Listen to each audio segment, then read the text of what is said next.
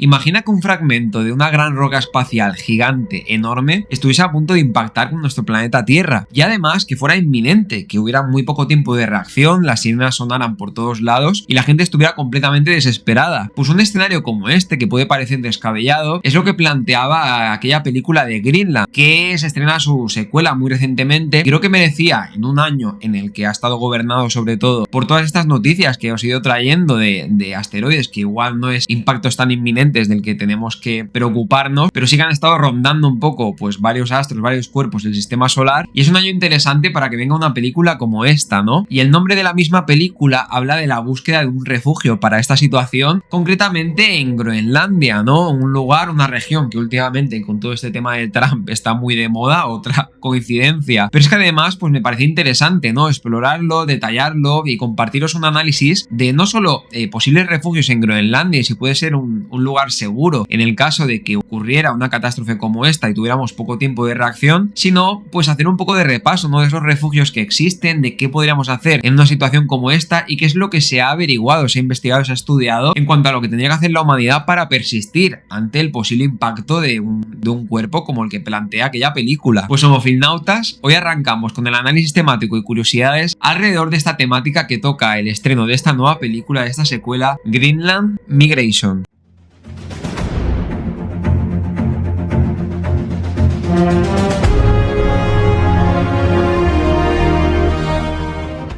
A ver, puede que haya generado un poco de alarma con esta introducción en cuanto a ese posible impacto de un cometa y qué habría que hacer, ¿no? Y extrapolarlo a la película, pero de momento tampoco hay que preocuparse, tampoco tienen que saltar todas las alarmas, porque en varios estudios recientes, ¿no? En muchos estudios que han investigado esta posible extinción de la humanidad debido al impacto de un cometa o de un gran cuerpo que viene de fuera de nuestro planeta, se habla de que en los próximos 100 años la probabilidad estaría alrededor de 10 a la menos 12, un número pues bastante ínfimo, que no es cero, ¿no? Como se diría en la misma película de Oppenheimer, ojalá fuese cero, pero bueno, es una probabilidad muy ínfima y por lo tanto es algo que de momento está ahí en el tintero, pero que no hay que estar alarmado constantemente por este tema. De todas maneras, como os decía, me parece interesante que haya aparecido esta película, ¿no? Que haya este estreno en un año que ha venido cargado de noticias alrededor de, bueno, del Tracy Atlas, de todas estas investigaciones que ha habido alrededor de cuerpos espaciales. Además hay que pensar que la existencia de estos cuerpos, ¿no? Que están rodeando nuestro sistema solar y que puedan irse acercando con el tiempo, no es algo tan extraño, no es algo tan improbable, ¿no? Lo que sí sería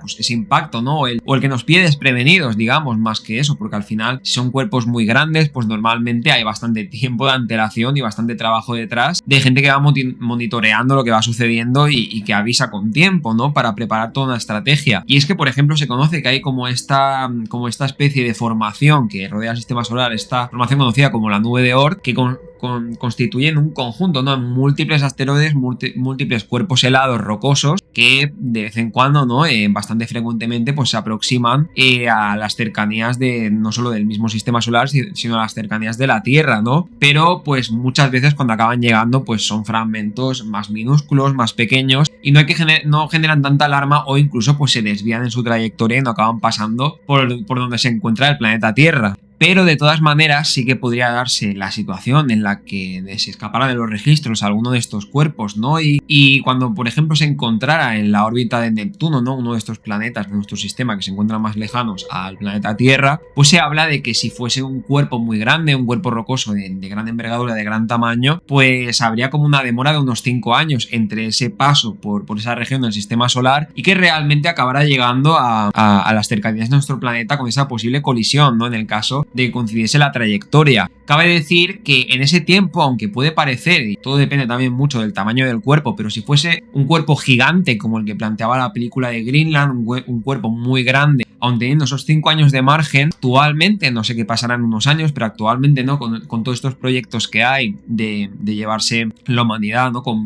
diferentes bases a la Luna, también todo el tema de Marte, hay diferentes proyectos ya en esa movilización, pero en esos 5 años, aún con lo que se conoce, no habría, digamos, el suficiente margen, ¿no? Como para acabar colonizando completamente, como aquel viaje interestelar de toda la humanidad saliendo de la Tierra, no habría como el suficiente intervalo de tiempo para poder llevar a toda la humanidad y colonizarla, ¿no? Por el momento. Entonces, aquí entra lo interesante y aquí entra donde creo que a lo mejor, dentro de que sea mejor o peor película, toda esta Greenland y su secuela nos puede ayudar a entrar, ¿no? En esta temática, en esta idea de utilizar otro tipo de recurso que en este caso disponemos en nuestro planeta y que serían esos refugios, ¿no? Esos refugios, sobre todo refugios subterráneos, que se han explorado bastante, incluso se han clasificado, y ahora entraremos en detalle en el vídeo, en diferentes tipos, tanto por dónde se encuentran como por la capacidad que dan para aguantar para la embestida de esas catástrofes, ¿no? A ese nivel cósmico que provocaría una colisión como la de un cuerpo como estos en nuestro planeta. Y de alguna manera parece ser que en ese tiempo que tendríamos de margen por el momento es la opción,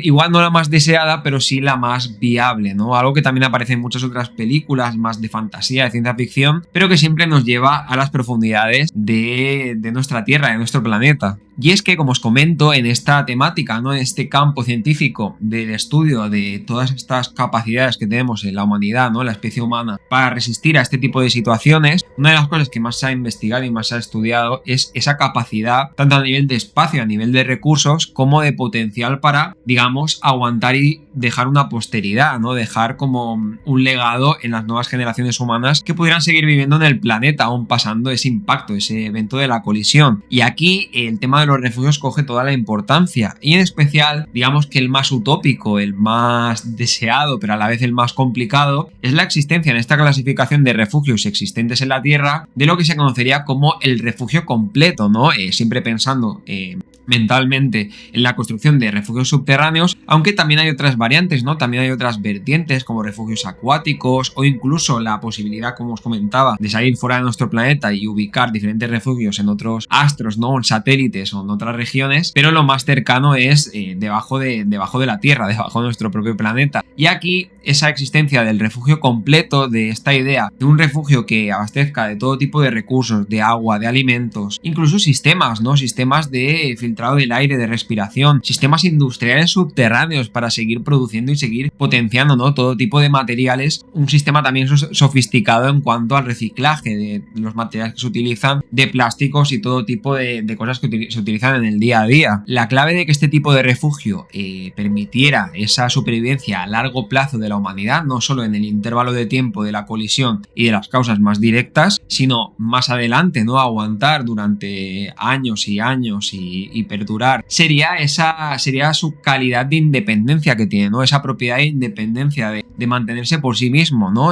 Porque no tendríamos que estar yendo a buscar pues esos alimentos, esos materiales necesarios para hacer la vida, nuestro día a día, en ese mismo refugio mientras lo habitamos, sino que tendríamos todo ahí. El ser humano dispondría de todo y se ha diseñado, ¿no? Se ha pensado, se ha ingeniado maneras de crear, luego ya entraremos más adelante en los ejemplos y de refugios existentes en la Tierra, pero se han ido ingeniando diferentes maneras, ¿no? Para poder abastecer a una región tan grande que abarcara poblaciones humanas en un refugio subterráneo. Aún así, aún esa propiedad de independencia que tienen y que permite a la humanidad durar bastante tiempo en ellos, son los más complicados, ¿no? La desventaja que tiene es el mantenimiento, el coste, el espacio necesario para cubrir todo esto y la potencialidad, ¿no? De poder desencadenar y llevar a cabo todos estos sistemas, aunque habría que ver con el tema del avance de las tecnologías, de la inteligencia artificial y todo esto que está avanzando tanto en estos campos durante los últimos años, cómo mejoraría esto. Pero por el momento no es lo que más abunda, son sistemas complicados y hay otro tipo de refugios que se considerarían. Uno, por ejemplo, es el que simplemente se destina a los recursos, ¿no? Refugios para almacenar recursos. Yo hace poco vi como un documental de cómo toda esta preparación para este esperado terremoto del Big One en Japón, ¿no? Y se ve como muchas familias pues tienen en sus casas ya preparadas todo tipo de despensas, de almacenaje, ¿no? Y diferentes trampillas en diferentes regiones del hogar para soportar, ¿no? Digamos que no es para ellos incluirse dentro de ese espacio ni para mantenerse durante mucho tiempo, sino para tener guardado provisiones, alimentos, agua, materiales necesarios, como os digo, como todo tipo de metales, de plásticos, de manera que cuando les pille esta catástrofe no les pille de manera desprevenida. ¿El beneficio que tiene? Pues que al final no lleva la infraestructura, los costes que supone el primer tipo de refugio donde podríamos estar perdurando, pero tiene la desventaja, ¿no? Que al final es limitado y no tendríamos ese sistema de producción, ese sistema de regenerar esos productos y de poder perdurar mucho tiempo en ese tipo de refugio. Y en esta clasificación, por último, habría otro tercer tipo de refugio, que sería como, digamos, el refugio que se conoce como intermitente o intermedio,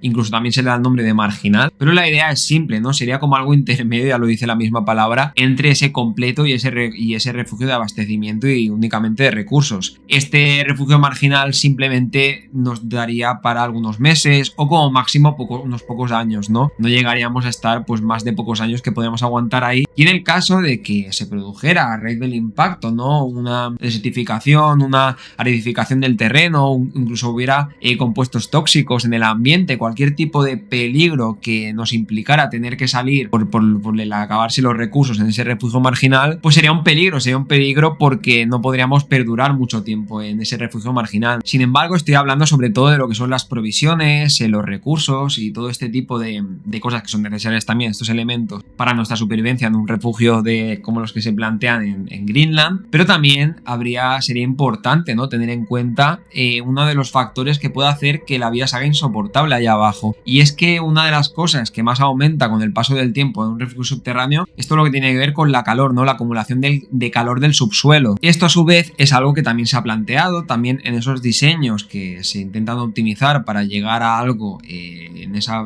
preparación estratégica por este tipo de situaciones, ir disipándolo, ¿no? Que el subsuelo lo absorba y salga fuera, ¿no? Al exterior de algo, con algún mecanismo industrial a nivel de ingeniería, ¿no? Y hay bastante trabajo alrededor de esto, o sea que parece ser que este calor, que es algo que a mí me ha sorprendido, no tenía tan en cuenta antes de investigar para el vídeo, pero parece ser que es uno de los peligros mayores, más que incluso que quedarse sin recursos por cierto intervalo de tiempo allá abajo. Además, otro aspecto importante, no solo sobrevivir durante el periodo en el que están las consecuencias directas del impacto, sino, como os decía, en el más allá, ¿no?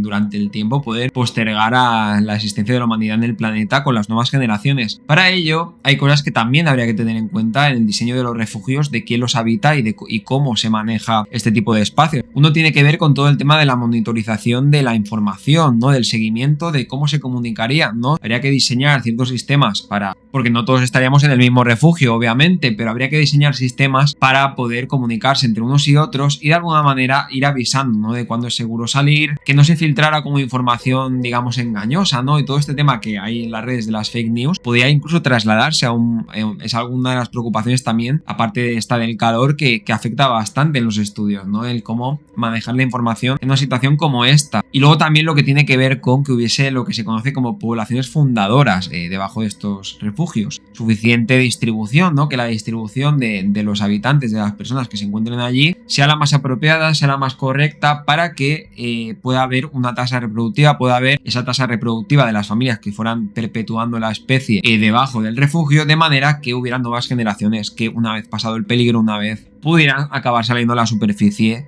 y vivir. Aunque, como os digo, en el caso de refugio completo, y vuelvo a insistir con esto, incluso se podría estar años y años y años y llegar hasta un siglo o más, pero bueno, que la idea al final es poder emerger a la superficie, y todas estas decisiones van un poco en camino de conseguir esto. Y hay, por un lado, todos estos búnkers más privados, ¿no? Estos búnkers más organizados, donde gente de manera privada pues se contrata sus diferentes habitaciones, sus rincones dentro del planeta, que me parece algo, vamos, o sea, que existan estos lugares y sean tan inaccesibles, es una cosa que me llama bastante la atención, ¿no? Pero bueno, hay como todos estos búnkers privados, todas estas zonas difíciles de acceder, pero además hay toda una serie, y aquí quería repasar sobre todo esos lugares más grandes, donde sí que, si pensamos en magnitud de más gente, más población, ¿no? En la gran masa de gente que habita el planeta, hay lugares colocados en diferentes lugares del planeta Tierra donde se podría empezar a generar este tipo de refugios con lo que hay ya situado ahí ahora mismo. Para conocer, por ejemplo, uno de los lugares más interesantes visitantes a este nivel, tenemos que viajar hasta Australia, donde hay esta cochera subterránea que se encuentra en la ópera de Sydney, un lugar subterráneo que se conoce que tiene más de 37 metros de profundidad y donde ya ha bajado bastante gente en algún momento y se conoce pues que con toda esa profundidad podría albergar, ¿no?, la cantidad de personas, la cantidad de recursos en esa región concreta del planeta. Y es que en estos refugios subterráneos, sobre todo de los más utilizados, así más a nivel de grandes poblaciones, de grandes masas de gente, pues se centran en países donde hay conflictos, como os decía, bélicos, de guerras, de este tipo de necesidad que buscan para protegerse, ¿no?, ante esa situación. Nos tenemos que ir, por ejemplo, a más de 300 pies, ¿no?, en regiones de Corea del Norte, y luego también Ucrania, ¿no?, obviamente, que también pues tiene refugios a más de 300 pies en ese protegerse de esta situación bélica, pero que también tiene relación con el potencial que puede dar construir toda una serie de sistemas en esta zona subterránea ya ahí presente para posteriores situaciones de catástrofes naturales. Y si hay un país paradójico que para este tipo de cosas parece que es el último en enterarse, pero a la vez está bastante preparado, pues son los mismos Estados Unidos, ¿no?, que hay regiones que llega a tener más de 2.000 refugios subterráneos de este tipo concentrados en la misma región, o incluso en una misma montaña de los Estados Unidos también hay como un refugio a 2.000 pies de profundidad en el Monte Cheyenne, creo que se llama, que realmente pues es abismal, ¿no?, la cantidad de espacio que alberga ahí. En Europa, sobre todo, lo más interesante a ese nivel de gran escala de refugio subterráneo lo encontraremos en lugares como Alemania y sobre todo en la región de Lucerna, en Suiza, donde hay unos búnkeres que luego con el tiempo se ha ido perdiendo bastante la capacidad que tenían, las provisiones, pero el número, ¿no?, y la extensión que ocupan es bastante importante en Suiza y es uno de los más conocidos y más visitados. Pero uno sin duda que me ha parecido de los más impresionantes es un búnker construido en China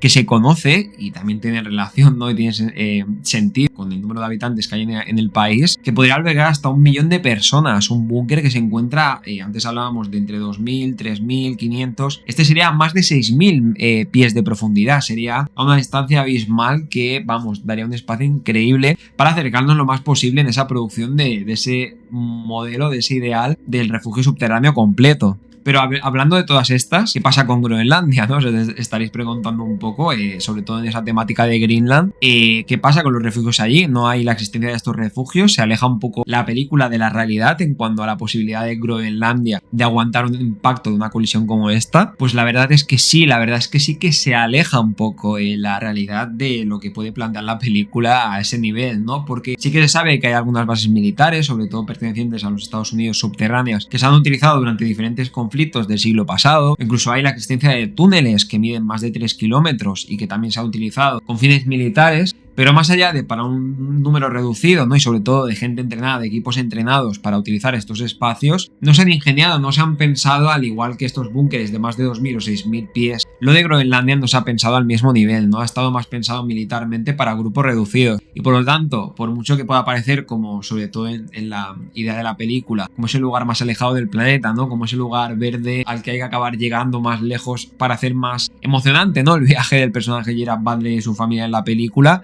Pero lo que es la realidad de este lugar, pues no daría para, al menos por lo que hay construido de momento ahora, para albergar toda la gente que se plantea en la película. Pues nada, Homofilnautas, hasta aquí el análisis temático de hoy. Ya sabéis, como siempre, si os ha gustado el vídeo, pues dejar un like, compartir, suscribiros al canal Homofilmus. Aquí hablamos de estas críticas de cine, de estas curiosidades, ¿no?, análisis temático de curiosidades de películas como Greenland, que traen cosas interesantes a comentar, y sobre todo en el contexto en el que nos movemos. Y ahora sí, como siempre, pues en los comentarios, ¿no?, si os han quedado dudas, si queréis saber alguna cosa más, si tenéis alguna anécdota así que aportar alrededor de esta existencia de búnkeres, habéis visitado alguno, pues dejádmelo en los comentarios y como siempre estaré encantado de leer y de responder. Ya sabéis, aquí hablamos de todo esto, críticas de cine, curiosidades, análisis temáticos y demás. Nos vemos en los siguientes vídeos. ¡Hasta luego!